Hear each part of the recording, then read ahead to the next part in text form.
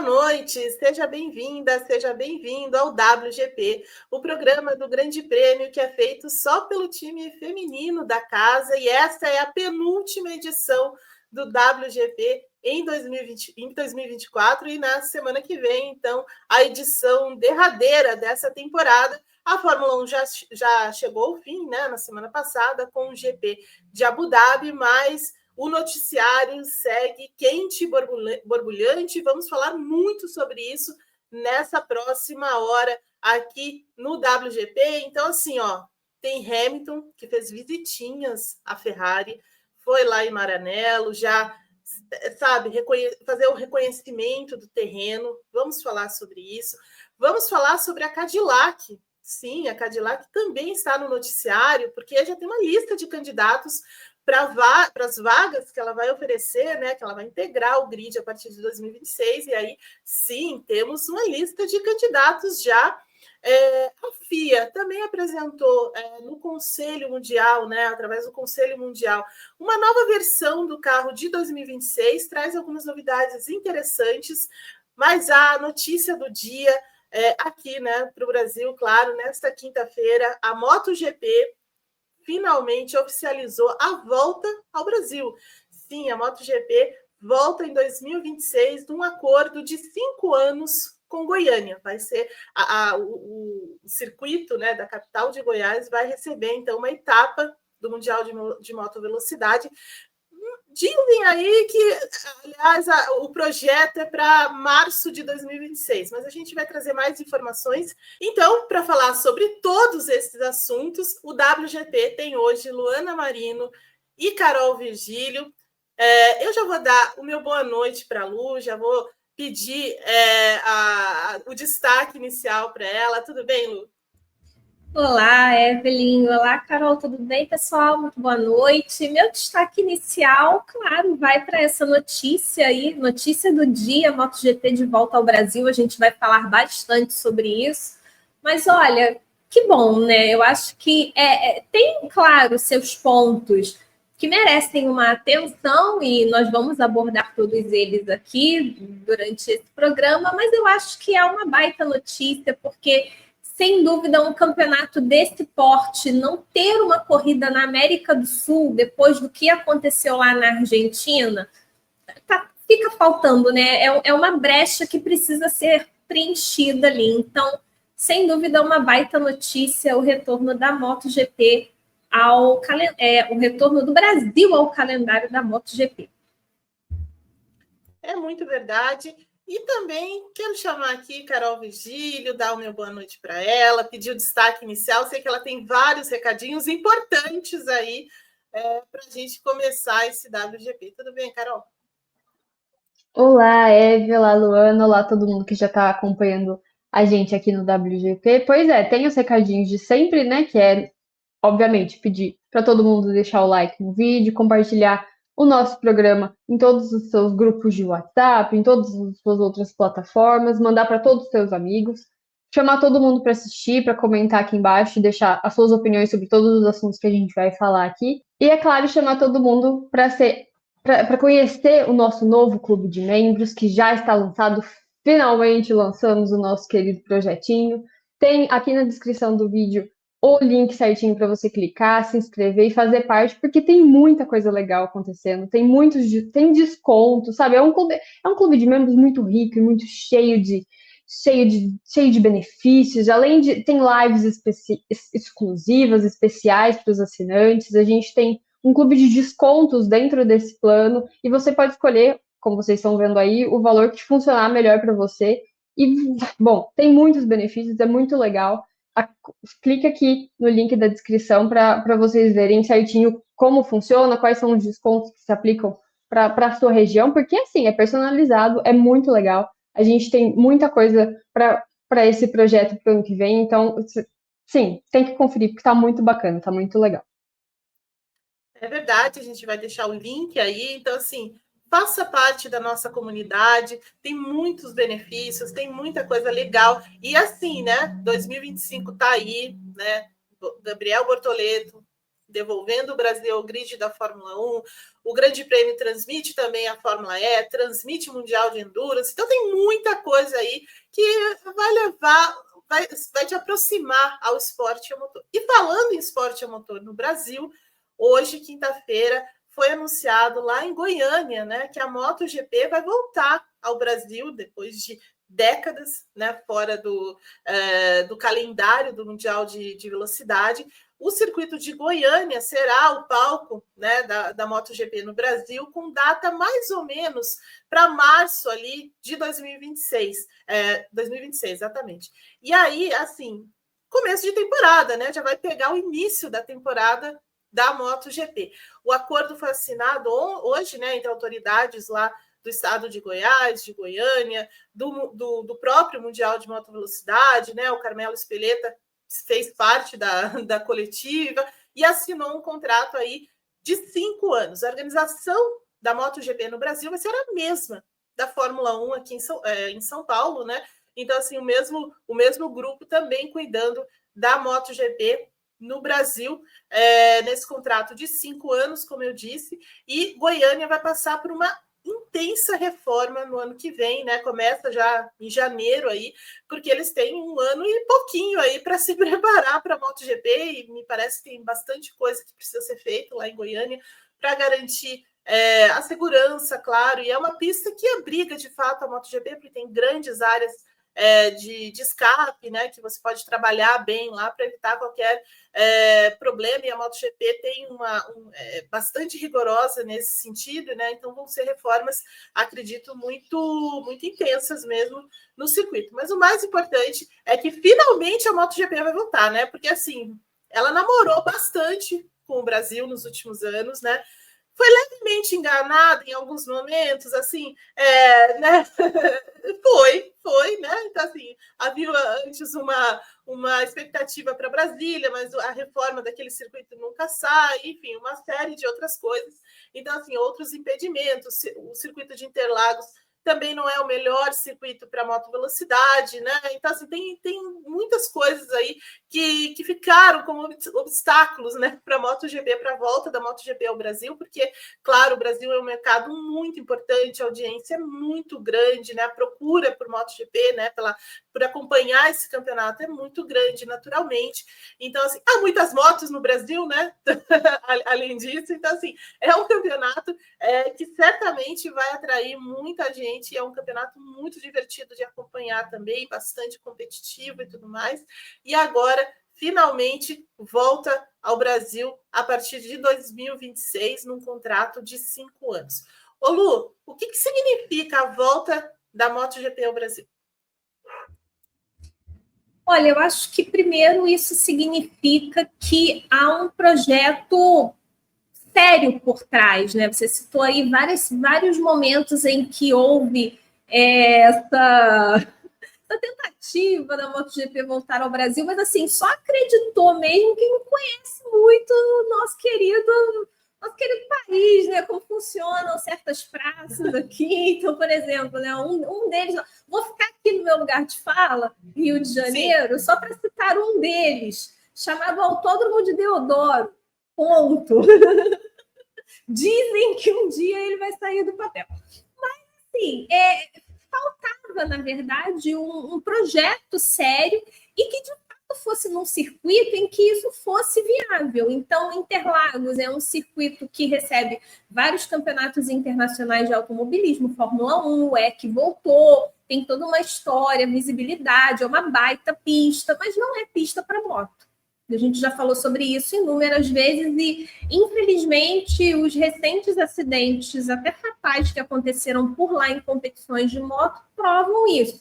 Então, em primeiro lugar, era preciso definir qual seria esse circuito, né? Uma pista que, de fato, fosse possível receber com segurança uma competição de motovelocidade, ainda mais desse porte, que a gente está falando nada menos do que a principal categoria da motovelocidade, né? Comparando, talvez com quem não acompanhe muito a MotoGP se equipara à Fórmula 1. A MotoGP é para motovelocidade o que a Fórmula 1 é para o automobilismo. Então, é esse o patamar.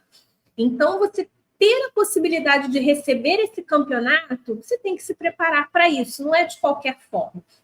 Então, eu acho que isso mostra que houve um projeto em que, de fato, a MotoGP olhou para ele e disse, bom, acho que agora nós temos, sim, como voltar ao Brasil. O Brasil que tem história na MotoGP, o principal piloto da MotoGP no Brasil, o Alexandre Barros, venceu corrida. Então, assim, tem toda essa história. E agora a gente tem o Diogo Moreira aí na Moto2, bem cotado, elogiado, vem numa crescente. Eu acho que isso também impulsiona, sabe? Você ter a figura de um piloto que possa representar o país na principal categoria, acho que isso também impulsiona um pouco. A gente vê na Fórmula 1, são vários os circuitos que têm interesse em trazer a categoria quando você tem um piloto daquele país despontando. Então, é lógico que isso também ajuda. E também, como a gente estava até conversando antes de começar o programa, né, a presença do Liberty Media, eu acho que arremata isso, né? O Liberty ali por trás agora da MotoGP, junto com a Fórmula 1, ele entende que o Brasil, como você falou, é um mercado muito rentável, é um mercado que vale a pena ser investido nesse ponto. O público é muito fiel. Você abre as vendas de ingressos da Fórmula 1 e elas se acabam em pouco tempo. Então, você tem uma fatia que é muito, muito fiel aos esportes a motor. E sente falta de ter categorias assim aqui para poder acompanhar. Então, a Fórmula 1 tem sempre um público muito bom, o EC teve um público muito bom esse ano, e eu tenho certeza que a MotoGP também vai ser a mesma coisa. Tudo dando certo ali, reformas, tudo caminhando conforme o planejado. Eu tenho certeza que vai ser um baita evento assim, para o público, né? Porque a gente está primeiro analisando essa parte. O evento para o país, o público. Agora, como que vai ser a competição, a gente só vai saber mesmo quando a pista estiver pronta e as motos em ação. É muito verdade, é muito verdade. Lu, concordo com você, eu acho que o Brasil é um grande mercado para a moto velocidade, para a MotoGP, né? Como você disse, ela equivale à Fórmula 1, é um evento grandioso também, assim, que é muito parecido mesmo com a Fórmula 1, assim, tem várias similaridades, é um campeonato extremamente competitivo e que agora também tem um brasileiro despontando, né? O Diogo Moreira, que foi a sensação, né? O novato aí da Moto2, né? Ele ainda está na Moto2, mas certamente tem um caminho muito firme aí para chegar à MotoGP. É claro que isso depende de outros elementos, mas assim, ele está nesse caminho, né? Isso faz muita diferença também. E eu queria ouvir a Carol também sobre a volta da moto. A última vez que a moto passou pelo Brasil, aí a Luana vai ter o lugar de fala dela. Mas assim, foi em Jacarepaguá, a saudosa pista de Jacarepaguá, que a Lu conheceu também, que em 2004, né? Então, assim, já faz muito, muito tempo mesmo.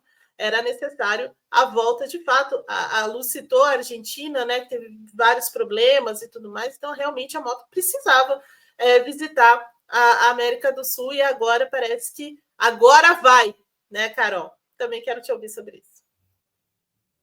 Parece que agora vai, né? Eu acho que é um movimento muito legal, é muito interessante ver que a MotoGP e as grandes categorias, no geral, estão olhando com um pouco mais de atenção para o público brasileiro, porque eu acho que estão vendo o resultado em outras categorias e tá vendo que, não, pera, de fato tem um público muito fiel ali, um público muito empolgado com a categoria. Faz todo sentido, eu acho muito legal. E aí entra aquela coisa, né? A gente sabe que a pista precisa das suas melhorias para garantir a segurança de todos os envolvidos, sejam os pilotos na pista, que de fato precisam de muita mudança, seja para o público que vai acompanhar a corrida, porque aí a gente entra num patamar um pouco diferente, né? Uma categoria mundial, uma categoria que tem um certo nível de alcance mesmo, e aí a gente está falando de um pouco mais de seriedade, digamos, com o entorno todo, seja com os pilotos na pista, seja com o autódromo em si, um cuidado especial, um cuidado diferente. É muito legal ver que isso né, a gente está vendo hoje isso está no papel, as pessoas estão assinando as coisas, os compromissos estão sendo assinados, isso é muito, muito legal ver. E eu acho que está todo mundo muito ansioso para essas obras começarem logo, para a gente ver tudo isso tomando forma, porque vai ser muito legal ter a categoria por aqui. Eu acho que uma coisa que chama a atenção é que sempre que a gente fala desse assunto nas redes, por exemplo, inclusive tem um recadinho do Diogo no nosso Instagram, @grandeprêmio, vocês vão lá ver o vidinho dele. A gente sempre tem uma recepção muito grande nas redes, principalmente quando a gente tem essas publicações assim, de anúncio e tudo mais. Então você vê que tem muita gente, tem muito público de fato aqui, e tem muita gente que está, né, desejando demais que a categoria venha para cá. Muita gente acaba indo, né, até quando a Argentina ainda estava no calendário, as pessoas organizam viagens e coisas do tipo, até para outros países, claro, porque a gente tem um país de apaixonados pelo esporte a motor num geral, então eu acho que é muito legal que agora essas categorias grandes estão de fato olhando para cá e entendendo, não, pera, a gente tem que dar atenção para eles sim, porque eles é muito difícil achar um público mais emocionado, digamos, com as categorias do esporte a motor do que o brasileiro. Então, eu acho que faz todo sentido e é muito legal que a gente está vendo isso acontecer. É verdade, concordo com você, Carol, também. Então, vá ao nosso Instagram para conferir, né? Também toda a repercussão desse anúncio em grandepremio.com.br. A gente tem entrevistas com todo mundo lá, incluindo o Diogo Moreira. Enfim, foi um evento feito lá em Goiânia nessa quinta-feira. E eu quero que você deixe aí nos comentários também a sua opinião sobre a volta da MotoGP a Goiânia. Você vai para lá ver a corrida? Março de 2026 é a data aí aproximada da volta, então, do Mundial de Velocidade ao Brasil. Deixe nos comentários para a gente. Olha, virando a chavinha agora, vamos falar de Fórmula 1 um pouco, porque, como eu disse no início, né, quente e borbulhante. As coisas estão acontecendo numa velocidade nesse ano impressionante. A Fórmula 1 já terminou, né, com o GP lá de Abu Dhabi, vencido por Lando Norris, a McLaren, né, conquistou finalmente o título de construtores, mas as coisas não param, né? E uma dessas coisas aí diz respeito a Lewis Hamilton, né? Porque ele fez a última corrida com a Mercedes lá em Abu Dhabi, foi bem emocionante, né? As trocas de mensagens no rádio, depois ele tirou foto com todo mundo, enfim, deixou uma cartinha para Kimi Antonelli, né? Para ele cuidar bem da Mercedes, e a própria Mercedes deixou um recadinho para a Ferrari, né? Cuida bem do rapaz aí, né? Então, assim, foi muito legal todas essas trocas aí de mensagens. Mas ontem, o La Gazzetta dello Sport, que é um dos maiores jornais da Itália, trouxe algumas informações aí sobre a virada de chave também que o Hamilton já dá na carreira dele, né? Já pensando muito na Ferrari, e há muito tempo ele está pensando nessa Ferrari, né? A matéria, né, e todas essas informações, elas são assinadas pelo Paulo Felizetti, que foi um colaborador, inclusive, aqui do Grande Prêmio.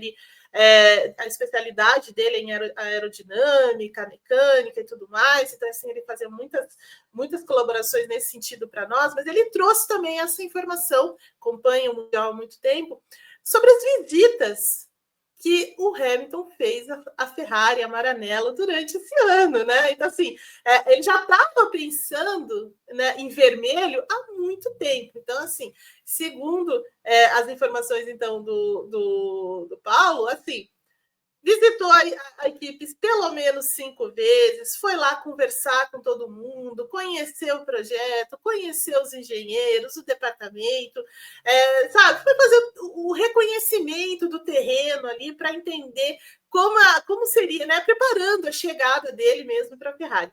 E ele fala uma coisa interessante, que é a mentalidade que o Hamilton está chegando nessa Ferrari, porque o Hamilton não está levando ninguém da Mercedes para lá, ele está indo solo, né? Então, assim, um engenheiro ou alguém, né, de confiança, normalmente os pilotos fazem isso, né, em alguns momentos. Mas o Hamilton não, ele não quis levar ninguém lá da Mercedes, porque ele quer escrever um novo capítulo lá na Ferrari. A única pessoa que mais ou menos mais ou menos não, que ele conhece muito é o Luc Serra, que é projetista, né, engenheiro, trabalhou com ele na Mercedes por muitos anos, mas ele já estava nos planos da Ferrari. Então, assim, é o cara que vem da Mercedes, digamos assim, mas não vem única e exclusivamente por causa do Hamilton. E aí, Lu, o que achamos desse trabalho de reconhecimento do Hamilton e essa mentalidade também de começar tudo do zero? Olha, eu acho que o Hamilton estava assim pensando, será que dá para antecipar? Né? Acho que em algum momento isso passou pela cabeça dele. Talvez dê para antecipar, e eu já conheço aqui todo mundo e já começo já no ponto, né? Claro que eu estou brincando. Eu acho que, assim, primeiro, isso mostra muito, como você falou, da personalidade do próprio Hamilton. De certa forma, a impressão que me passa quando ele visita a fábrica várias vezes ao longo do ano, se aproxima da equipe com a qual ele vai trabalhar para valer no ano que vem, mas faz isso antes, é como se fosse também uma forma de quebrar um pouco aquela casca do mito, sabe? Porque o Hamilton, ele é o maior vencedor da história da Fórmula 1. Eu sempre falo isso, que o maior vencedor é indiscutível. Ele é o maior, ele tem o maior número de vitórias ali de corridas, ele está no topo dessa estatística, ele é heptacampeão ao lado do Schumacher, então ele também lidera essa estatística. Se ele é o melhor piloto, aí cada um tem a sua opinião. Mas, assim, ele é um dos maiores e melhores pilotos, sem dúvida alguma. Então, você tem uma casca, né? Tem ali um mito que precisa ser quebrado, porque por trás tem um ser humano, sabe? Tem um cara que ele vai precisar ouvir, ele vai falar muito, porque ele tem propriedade para isso, mas ele está indo também para uma equipe tão icônica quanto, e na verdade é uma equipe mais icônica até, porque a Ferrari ela está na Fórmula 1 desde que a Fórmula 1 existe. Então, você vê um piloto do calibre do Hamilton preparando para encerrar a carreira dele nessa equipe icônica, nessa equipe que é transcendental, enfim, é um duelo assim de meio místico, sabe? Você tem a mística do lado da Ferrari, a mística do lado do Hamilton, então acho que isso precisa ser quebrado. De certa forma, eu enxergo um pouco assim, ele vai lá para mostrar, olha, eu sou um piloto como outro qualquer, então eu quero conhecer com quem eu vou trabalhar. Ele tem liberdade para isso, porque aí já entra o ponto de ser o Lewis Hamilton, né? Então ele tem muito mais liberdade para fazer esse tipo de transição do que, por exemplo, o nosso pobre Esteban Ocon, que foi chutado da Alpine só porque queria fazer o testezinho com a Haas ali na pós-temporada, né? Então você não vai correr a última corrida. O rapaz foi humilhado, assim, né? Chutado por Flávio Briatore. Isso não ia acontecer com o Hamilton, né? De maneira nenhuma. Tanto que... E, na verdade, o Hamilton, embora ele tivesse contrato com a Mercedes, e tanto o Vasseur quanto ele mesmo falaram sobre isso, essa questão contratual, mas, assim, foi muito também da vontade dele não querer estrear em Abu Dhabi, porque já basta o encerramento da temporada ser nesse circuito horroroso. Eu vou ter que fazer a minha estreia numa pós-temporada? Não. Então, eu acho que daí a gente também percebe isso, sabe? O Hamilton, ele sabe exatamente o que ele faz. Ele tem o controle da carreira dele, ele tem o controle de tudo nas mãos, só que é um mito que precisa ser quebrado, porque ele é um piloto como outro qualquer. Então eu enxergo um pouco dessa forma, essa aproximação dele com a equipe, essas visitas prévias, né? Mas sem dúvida, várias vezes ele olhou e pensou assim, poxa, será que eu já posso pular para lá? Olha, eu acho que assim, eu tenho a impressão que algumas vezes ele pensou isso, né? Em algumas vitórias da Ferrari, perdão, em alguns momentos assim de muita insatisfação com a Mercedes e tudo mais.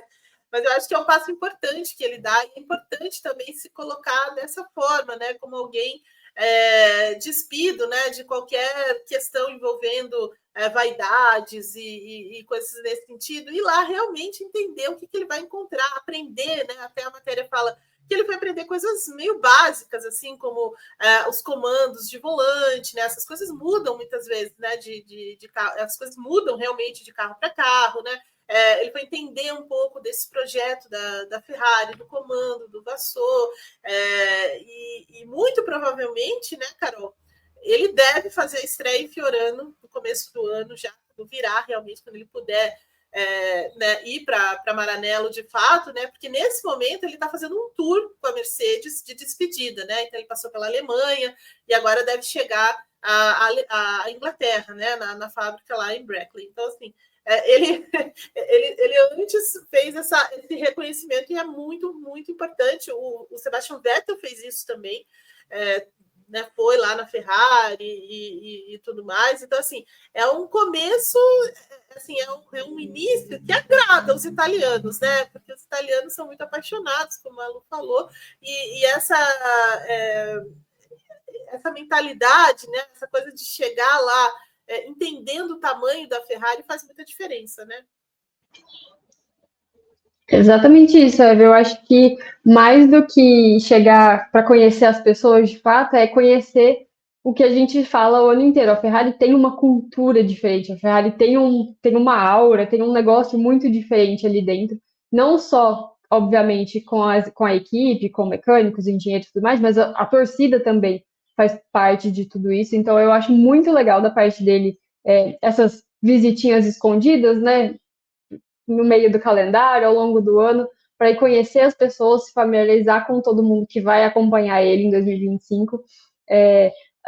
A matéria também fala, né, que ele vai para conhecer o volante, assim, porque e uma coisa que ficou muito marcada, né, em Abu Dhabi foi que a onboard dele, ele ficou uns 40 segundos assim parado, só olhando para o volante da Mercedes, que ele ajudou a desenvolver. Então você percebe que tem muita coisa ali que ele vai precisar se adaptar de fato.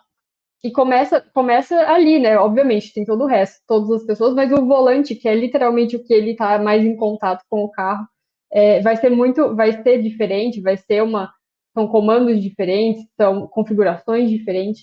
Então é legal que ele já se preparou para isso. Ele falou, não, eu vou começar aí antes, eu vou organizar tudo isso, vamos construindo essa relação aqui aos poucos ao longo do ano, para a gente não chegar em 2025 do nada no susto e ter que aprender tudo de uma vez, e uma correria, uma coisa muito doido. E isso que a Lu falou faz todo sentido, né? De que o Hamilton tem tudo sob controle. Todos os passos que ele dá, é tudo muito bem calculado e tudo muito bem planejado. Tem também o fato de que ele está tendo algumas aulinhas de italiano já, a gente não sabe quanto isso tá evoluído e tudo mais, mas falando de novo, puxando óbvio para as minhas redes, tem um vidinho do Hamilton entrando na garagem da Ferrari depois de Abu Dhabi, lá no nosso Instagram, em que a gente consegue escutar um pedacinho dele falando italiano. E é muito legal de ver que não, ele já consegue pelo menos trocar uma palavrinha com alguém ali, ele já está conseguindo. Então é muito legal ver essa preparação dele, de alguém que passou a vida inteira com motores Mercedes, com a família Mercedes, com a McLaren antes, mas enfim, e você vê que ele está se preparando de fato para essa mudança de cultura, para essa mudança de ambiente, mudança de contato das pessoas, ele não tá levando ninguém, e eu acho que a pessoa que mais vai fazer falta para ele é o engenheiro, é o Bono, claro. A relação dos dois era muito forte, a gente viu isso também no último final de semana, e eu acho que ele é bom que ele já esteja se acostumando com as pessoas novas e com essa equipe nova, para além de não ter um susto na hora de chegar de fato para 2025, porque, né, é uma mudança grande, para quebrar isso que a Lu falou de, não, gente, calma, eu sou atingível, né, eu não sou intocável, eu não sou essa coisa, esse mito gigantesco, calma, eu tô aqui, a gente vai fazer isso funcionar, e eu acho muito legal que essa relação já tenha se construído ao longo do ano. É verdade, ele está aprendendo a falar italiano mesmo, está tendo suas aulinhas, né? Porque isso conquista muito, né? Quando você chega no lugar já falando italiano, já pedindo uma massa, alguma coisa assim. E tem mais uma coisa que durante a temporada chamou muito a atenção, foi a aproximação dele com o Leclerc, né? Então, assim, os dois foram estreitando os laços ao longo do tempo, né? Eu nunca vi o Hamilton assim tão próximo, né, de alguém que não estava na sua equipe, né? Ele é muito próximo do Valtteri Bottas, porque ele sempre gostou muito do Bottas, né? O Bottas, boa parte, né, ou toda a parte de grande sucesso, né, dentro da Mercedes, o Bottas esteve lá, foi testemunha e tudo mais, então eles criaram também uma amizade ali, né? O Bottas até deu algumas lembranças para o Hamilton, né, ao longo desse tempo. e tudo mais, né? Mas com o Leclerc não era tanto assim, né? Mas nesse ano isso se intensificou, né? Até os cachorrinhos deles, né? Estavam juntos, enfim. Então, assim, o Hamilton já está realmente preparando o terreno para a chegada de fato e oficial para a Ferrari no ano que vem. Sem dúvida, vai ser uma das grandes histórias de 2025, do começo de 2025. Então é bom a gente ficar de olho já nos primeiros dias de janeiro ali, porque tenho certeza que vai pintar um teste ali logo que o ano virar, viu?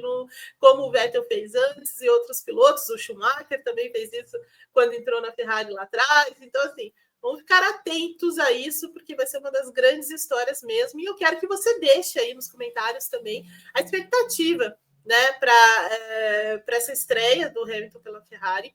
E assim também, esse envolvimento dele já se aproximando bastante da equipe, mesmo antes de terminar a temporada de 2024. Deixa aí nos comentários para a gente. Olha só, também quero falar sobre a FIA. Não que eu queira muito falar sobre a FIA, né? Mas a gente precisa falar sobre ela. Ela está lá em Ruanda, né? No final da semana tem também a premiação, né? Dos melhores do ano, aquela coisa toda, como aqui no Grande Prêmio também tem. Mas o Conselho Mundial da FIA se reuniu nessa semana e trouxe algumas novidades, né? Algumas questões aí também para os próximos anos, né? Que eles querem debater, querem começar a aperfeiçoar. E uma delas que chamou muito a atenção diz respeito ao carro de 2026, né? Porque o carro de 2026 vai sofrer de novo uma grande mudança, né? Um novo regulamento de motor e da parte aerodinâmica, mecânica dos carros também, né? Eles deixam um pouco essa característica do efeito solo para trabalhar em outras frentes também. A Carol, se quiser, Carol, já coloca as fotinhos para a gente ir dando uma olhada. Então, assim, a FIA soltou essas imagens sobre essa nova versão, uma versão bem mais refinada do que a gente havia visto, né, quando eles publicaram esse regulamento há alguns meses. Então, assim, o carro tem outras características, né, aerodinâmicas principalmente, porque quando o efeito solo surge, o carro dá ele passa por um processo de limpeza ali de aletas, bodyboards e tudo mais, porque o efeito solo, né, ele cria uma nova forma de trabalhar com a pressão aerodinâmica, né? Ela passa a ser basicamente através do assoalho, e agora eles vão mudar um pouco essa característica. Então a gente já vê outros elementos aí nesse carro, né, Lu? Principalmente ali na asa dianteira, né? É o mais gritante ali, aquela lateral da asa dianteira com esse... Como se fosse um L, né? Como se fosse uma quina ali, antes desse finzinho. E ali em cima você tem também uma aleta. E como você falou, há muito tempo a gente não via a Fórmula 1 trabalhando em aletas no carro para soluções aerodinâmicas dessa forma tão extrema para mim. Acho que essa asa dianteira, se realmente ela trouxer esse conceito, é sem dúvida a principal mudança. E só lembrando, pessoal, isso tudo aconteceu por quê? Porque os primeiros testes de simuladores mostraram um problema crônico ali quanto à velocidade dos carros, a ponto de ser perigoso. É muito esquisita essa asa. Muito esquisita mesmo. Muito esquisita. Não gostei. Mas, ok. A asa traseira também, ela também tem um desenho um pouquinho diferente, né? Deu uma arredondada nela. Sim.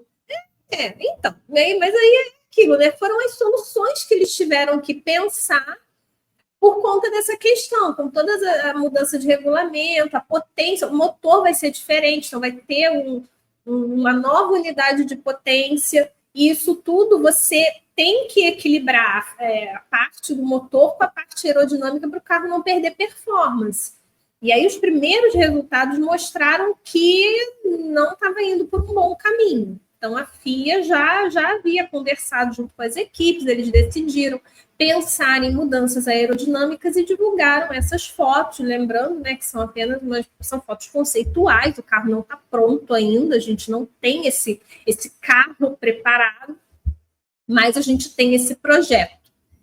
Então, é muito difícil imaginar o que possa, de fato, mudar, o que vai acontecer, mas lembrando que tudo que foi pensado foi para compensar essa perda de velocidade, essa perda de performance, porque é muito perigoso quando você tem um carro lento em trechos de alta velocidade também.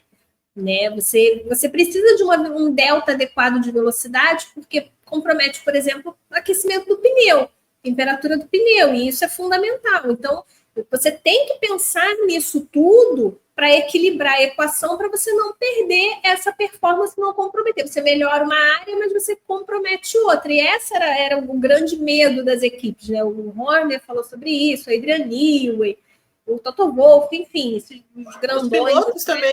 Os pilotos também falaram sobre isso, que eles estavam com medo mesmo de poder... de acontecerem acidentes até, por conta dessa mudança muito drástica na aerodinâmica do carro para compensar o novo motor. É aquilo, né? Da FIA a gente espera qualquer coisa. Inclusive, você já vai falar aí também depois da grande novidade, mas já adianto que assim, a FIA não tem o que fazer. A FIA não tem o que fazer.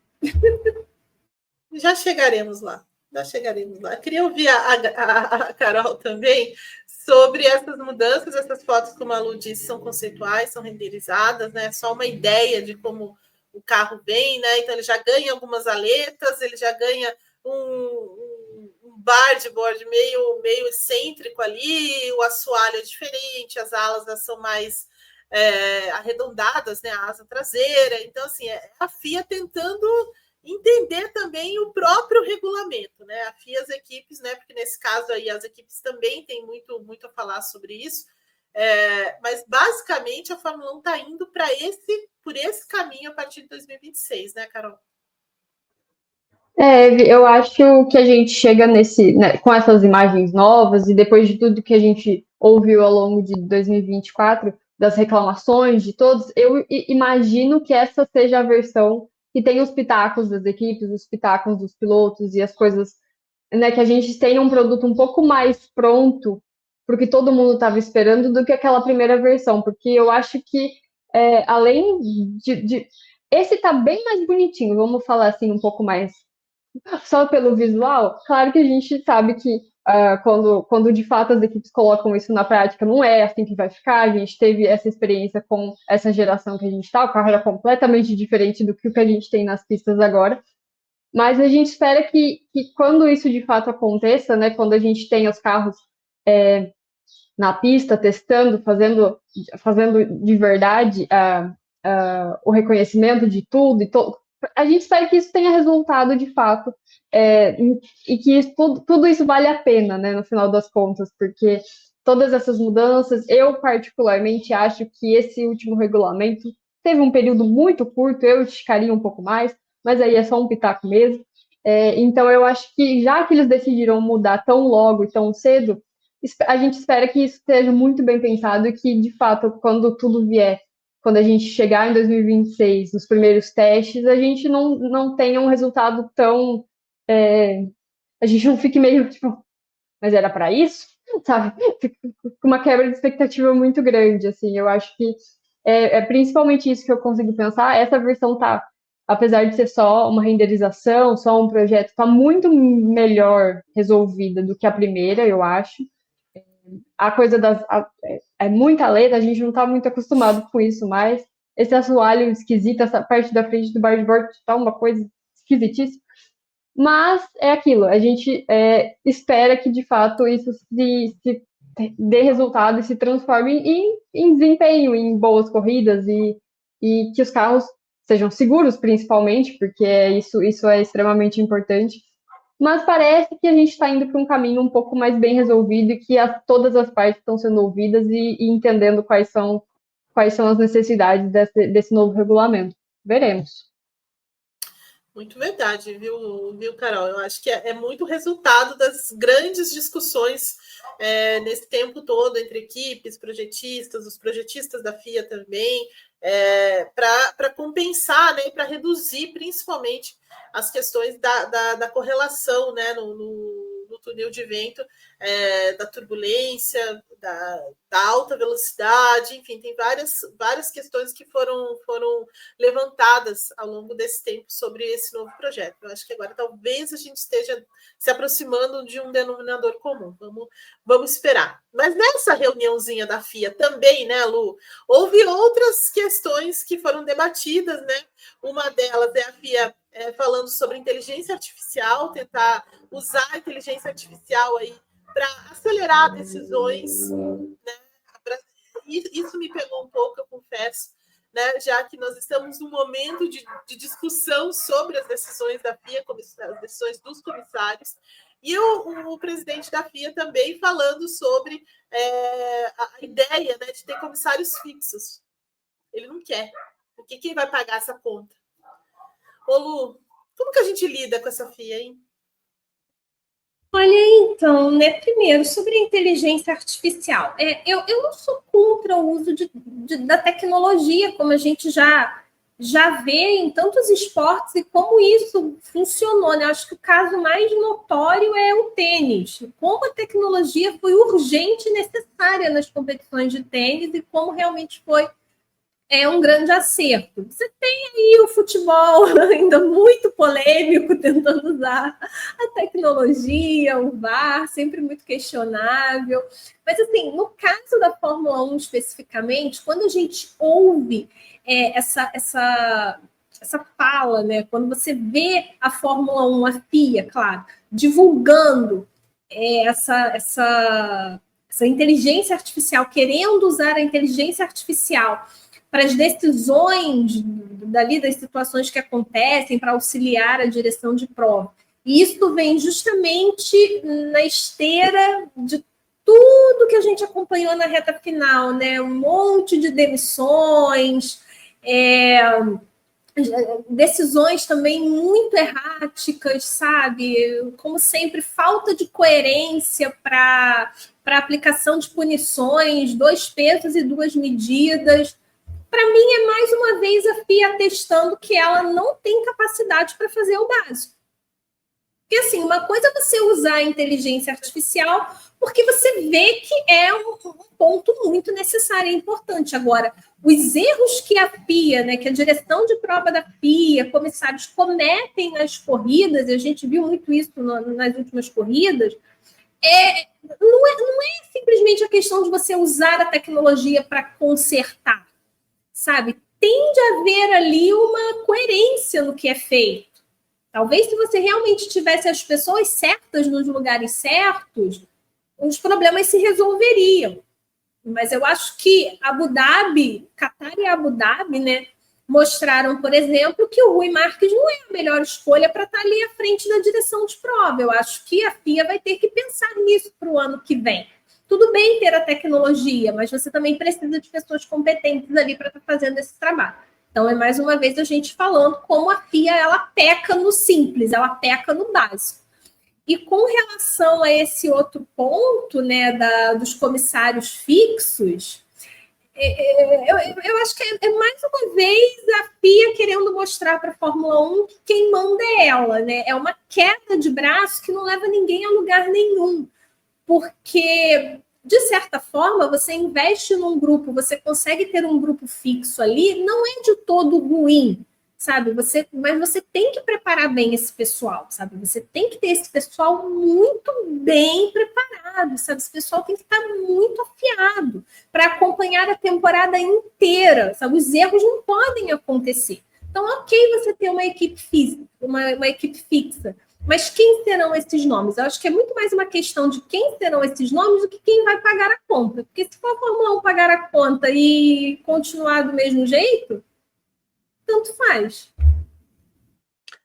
É verdade. Eu concordo com tudo que você falou. Acho que a FIA precisa recuar um pouco e também fazer uma autocrítica sobre vários pontos nessa temporada, sobre questões de critérios mesmo, né? E sobre ter as pessoas certas nos lugares certos e exigir dessas pessoas também. Eu acho que antes de qualquer passo diferente, é preciso fazer isso nesse momento lá dentro da Federação Internacional, viu?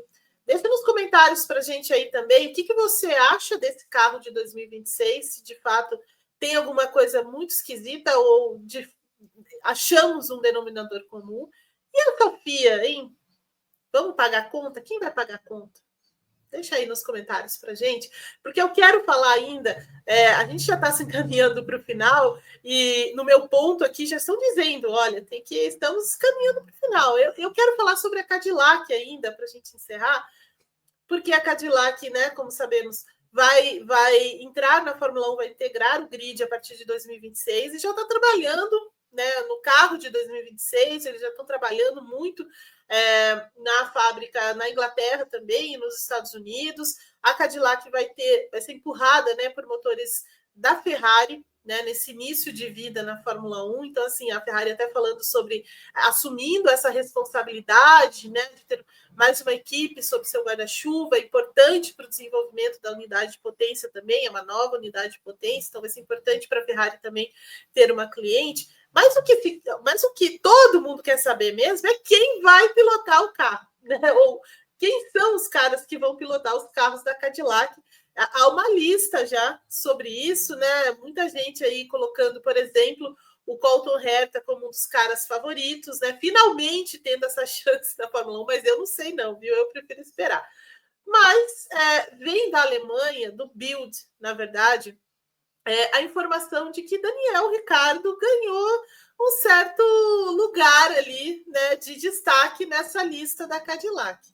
Eu vou começar com a Carol, porque ela já fez uma cara de que é isso, né? A justificativa, né? Popularizar, né? A popularidade aí de Ricardo. O que achamos, hein, Carol? Vem aqui falar sobre isso um pouquinho. Respira fundo, né? Porque assim, a gente não tem um minuto de paz nessa categoria. Vamos ter uma equipe nova no grid. Quem que ela vai atrás? Daniel Ricciardo. Gente, vamos superar algumas pessoas. Eu acho que a gente está precisando muito superar alguns pilotos. Mas eu acho que assim, eu entendo a necessidade de às vezes contar com alguém experiente e tudo mais, mas sabe, tem nomes, eu acho melhor. Eu acho que tem como fazer tudo isso funcionar com pessoas.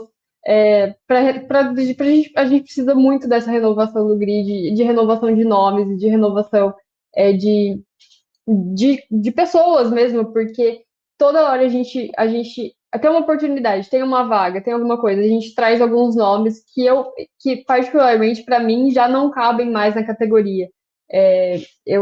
Obviamente, em específico do Daniel Ricciardo, eu entendo que a forma como ele sai da categoria é extremamente cruel, a gente falou sobre isso na época, eu não concordo com como aconteceu, mas não quer dizer que eu queria que ele ficasse. Então, eu acho que tem muito disso, assim, e a gente acaba voltando para esses nomes, voltando, sabe, não existe uma renovação. A parte do Colton Herta eu entendo, faz sentido, um americano, tem toda essa. As equipes têm toda essa vibe de querer, ainda assim, conquistar o mercado americano, que já está conquistado para mim, mas eles continuam insistindo nessa, em ter um piloto americano no grid, eu até entendo, mas pelo carisma, você realmente vai contar com um piloto pelo carisma, pela popularidade, você já vai ter uma equipe nova no grid, sabe? Você já vai estar sobre os holofotes de uma forma ou outra, sendo como de qualquer forma, sendo como a iniciante, a que está chegando agora, enfim, já vai ter muita atenção. Eu não acho que ir atrás de piloto pela popularidade dele é o caminho certo, né, para você chegar na categoria. É verdade. Então, sim, vamos ver, porque a lista, né, obviamente, essa lista ainda vai ganhar muitos nomes até lá, né? Tem um ano pela frente, né, Lu? O primeiro nome que surge sempre o Ricardo, né, por conta disso, mas eu concordo com a Carol, viu? A equipe naturalmente já vai estar sob os holofotes, né? Ela já vai carregar, digamos assim, esse carisma, né, dentro da Fórmula 1. O Colton Herta naturalmente é um candidato pela associação, não só pela associação que ele tem com a Andretti, né, que estava por trás de todo esse empreendimento também, mas por ser um piloto norte-americano, né, que também é uma demanda não só da equipe, mas da própria Fórmula 1, porque ela quer realmente se estabelecer nos Estados Unidos. Eu acho que isso está muito avançado já nesse momento. Também acho que a Carol tem razão nisso, né? A Fórmula 1 já está bastante estabelecida, mas eles querem fincar, né, o seu facão nos Estados Unidos.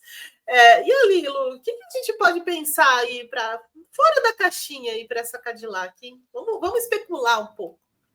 Bom, eu acho que a Cadillac, ela, de qualquer forma, ela vai precisar de um piloto experiente, da mesma forma como a Audi foi atrás do Nico Hülkenberg, só que aí, no caso, ela conseguiu unir o útil ao agradável, porque ela conseguiu um piloto alemão, como ela queria, e é o cara experiente, é o lado que realmente vai auxiliar muito nessa jornada na Fórmula 1, esse início, e tem ali do outro lado um talento, né? Um talento bruto, que é o Gabriel Bortoleto. Quando você olha para a Cadillac, e aí a gente já pensa, poxa, quem poderia ser esse piloto experiente para poder suprir essa necessidade? Por incrível que pareça, né? E assim, é claro que os resultados recentes demonstraram outra coisa, mas pelo histórico que tem, acho que o Valtteri Bottas vai aparecer nessa lista, é inevitável, porque ele é um cara que está no mercado.